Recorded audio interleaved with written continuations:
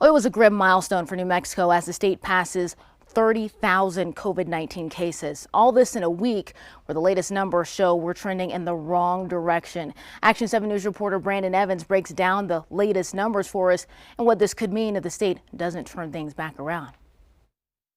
Right now, there are 95 COVID-19 cases that are bad enough where the people have to be hospitalized. It was 66 last week. That's almost a 44% increase. And that number, according to the State Human Services Secretary, says that's a problem.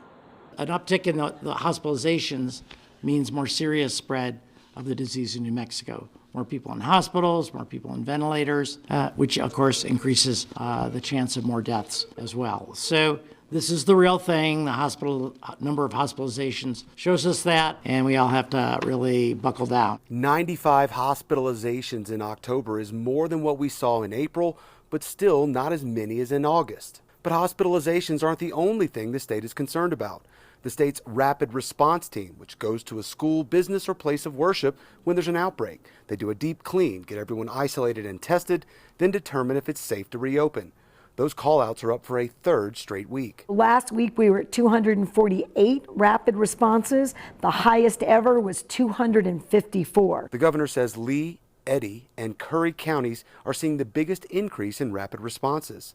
Lee and Eddy counties are also two counties the state's education secretary says are consistently in the red when it comes to reopening schools, meaning they're still not allowed to have students inside any school buildings. Despite the numbers not trending well, the governor says it's not something New Mexicans can overcome. COVID has been an incredible hardship. It has tested each and every one of us beyond anything I think we could imagine. But we have more in us. We can rise to the occasion. We can crush it again. A little bit more on hospitalizations. Sometimes when it gets bad enough, the people need help breathing. And 11 people are on ventilators right now.